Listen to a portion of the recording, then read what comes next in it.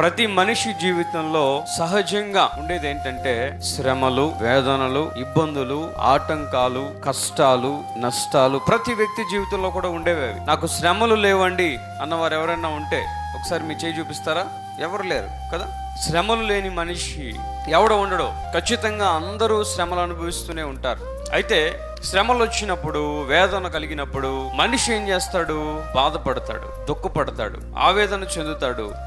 కన్నీరు ఎంత మాత్రము కూడా ఆగదు.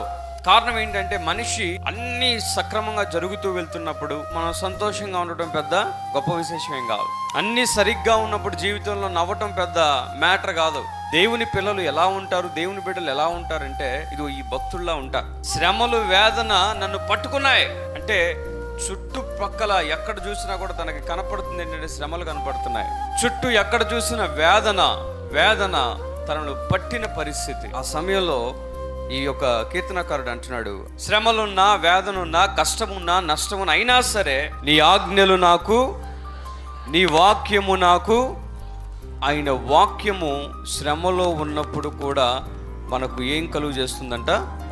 సంతోషము కలుగు చేస్తుంది. శ్రమలో ఉన్నప్పుడు జబర్దస్త్ ప్రోగ్రాం పెట్టుకొని ఒకవేళ నవ్వాలనుకున్నాం అనుకో, కార్యక్రమం ఎంతసేపు వస్తుంది నాకు తెలియదు, కానీ అది అరగంట వస్తే అరగంట సేపు, గంట సేపు వస్తే గంట సేపు నవ్వుతావేమో అంతే.